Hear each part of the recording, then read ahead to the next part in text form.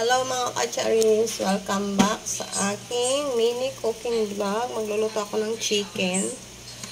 Chicken sinabawan. Ewan ko kung anong tawag doon. Maglagay ako mantika. Kasi yun lang yung laman ng rep namin. At saka medyo masama ang aking pakiramdam. Kaya naman hindi na ako lumabas. Ito may ating chicken.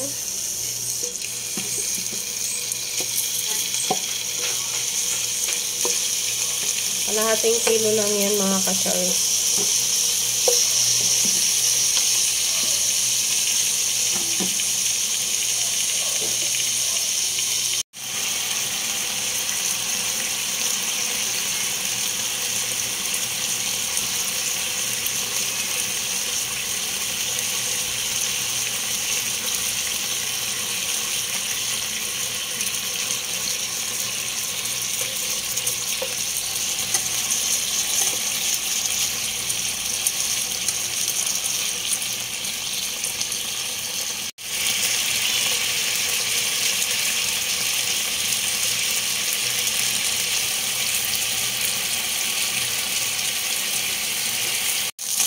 Check na natin ang ating chicken.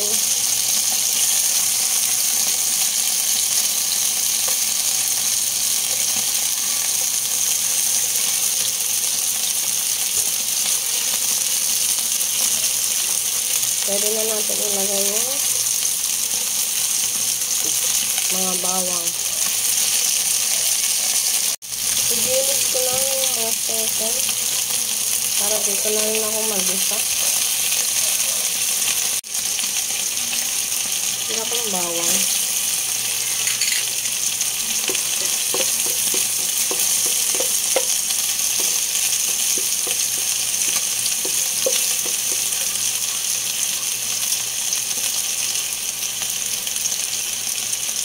Sibuyas.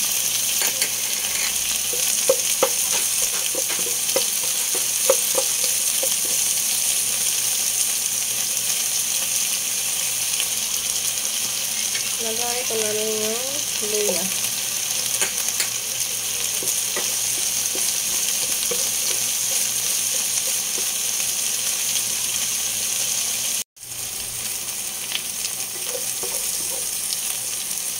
Lagay ko na yung kamatis.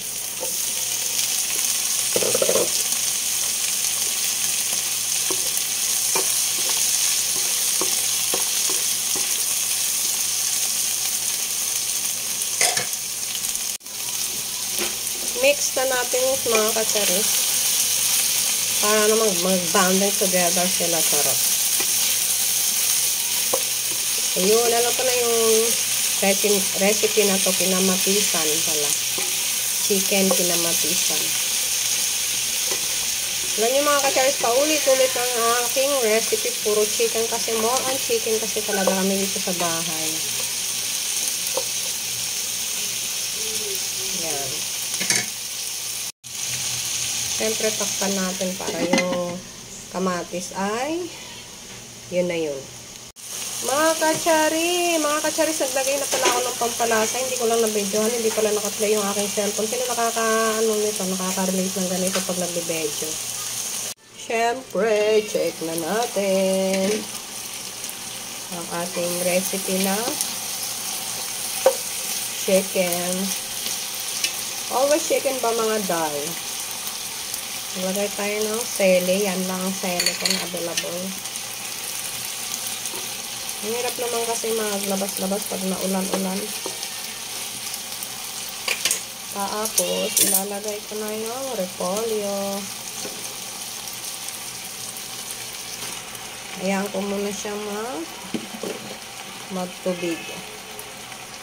At syempre, sakpan. Check na natin mga kacharis para makapag-add ako ng water. Ayan yung ating ulam for today's video.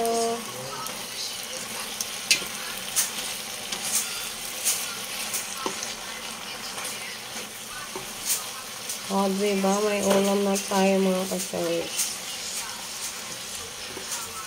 Hindi na pala ako mag-add kasi may konting sauce naman. Di ba yung kinamatisan ay maraming sabaw. Ito ay kinamatisan na tuyo. Ano pinagkaiba? Basta magluluto na lang ako next time ng kinamatisan na may sabaw. Ito lang muna for today's video.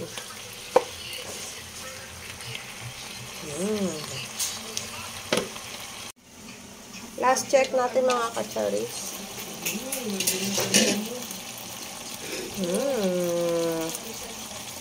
Yummy, yummy, yummy, yummy. Yummy ulam. Simplihan lang natin ang pagluluto.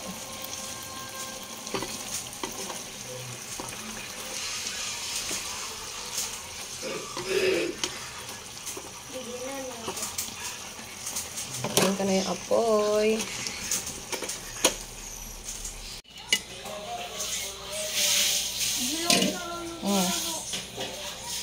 Taste natin. Sarap.